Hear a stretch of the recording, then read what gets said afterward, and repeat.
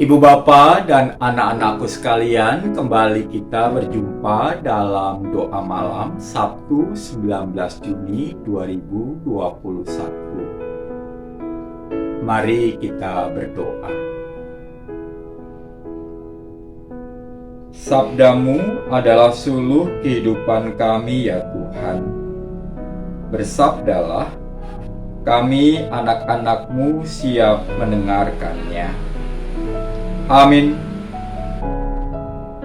Mazmur 107 ayat 1 hingga 3. Bersyukurlah kepada Tuhan, sebab Ia baik. Bahwasanya untuk selama-lamanya kasih setianya. Biarlah itu dikatakan orang-orang yang ditebus Tuhan, yang ditebusnya dari kuasa yang menyesakkan, yang dikumpulkannya dari negeri-negeri, dari timur dan dari barat, dari utara dan dari selatan. Sebab Ia baik. Itulah alasan pujian kepada Allah.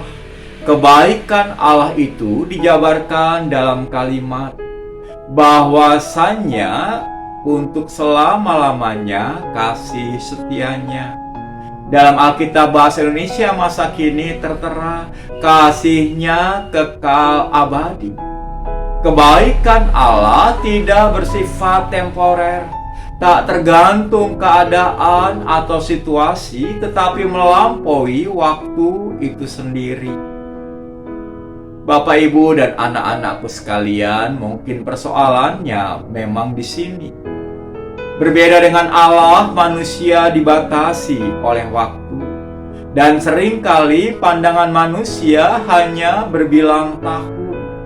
Sehingga tak selalu mudah bagi manusia untuk memahami kebaikan Allah. Kadang manusia baru bisa memahami kebaikan Allah dalam sebuah peristiwa ketika telah berjarak cukup lama dengan peristiwa itu. Karena itu pemazmur mengajak orang-orang tebusan Allah untuk memuji Allah. Jadi dasarnya bukan peristiwa sehari-hari yang kadang membuat kita begitu sulit memahami kebaikan Allah, tetapi peristiwa penebusan. Allah telah menebus Israel dari Mesir. Dan Allah telah menebus saudara dan saya melalui kematian dan kebangkitan Yesus Kristus. Itulah alasan kita memuji Allah sebagai orang-orang tebusan Allah. Karena dalam penebusan itu kita telah menjadi milik Allah. Dan berkait dengan kepemilikan itu sendiri, Paulus menyatakan dalam surat kepada jemaat di Korintus, jemaat di Roma sebetulnya, Roma 8 ayat 38 hingga 39. Sebab itu aku yakin bahwa baik maut maupun hidup, baik malaikat-malaikat maupun pemerintah-pemerintah, baik yang ada sekarang maupun yang akan datang, atau kuasa-kuasa, baik yang di atas maupun yang di bawah, ataupun sesuatu makhluk lain, tidak akan dapat memisahkan kita dari kasih Allah yang ada dalam Kristus Yesus Tuhan kita. Ya, itulah alasan utama kita terus memuji Allah. Tidak ada yang dapat memisahkan kita dari kasih Allah, atau tidak ada yang dapat mencegah Allah mengasihi kita, khususnya di tengah pandemi ini. Amin. Mari kita berdoa. Ya Allah, Bapa kami, inilah kenyataan yang menjadi modal hidup kami dan hendak terus kami hidupi. Bahwasanya untuk selama-lamanya kasih setiamu, kasih-Mu kekal abadi ya Tuhan.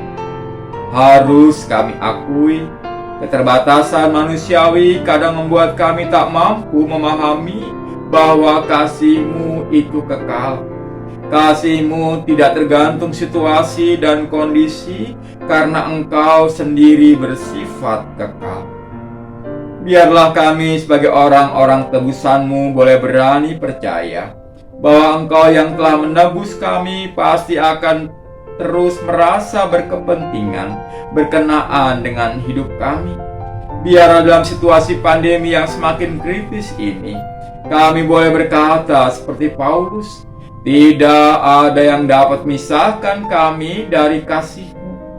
Itu berarti tidak ada yang dapat mencegah Allah mengasihi kami, juga virus corona ini. Amin.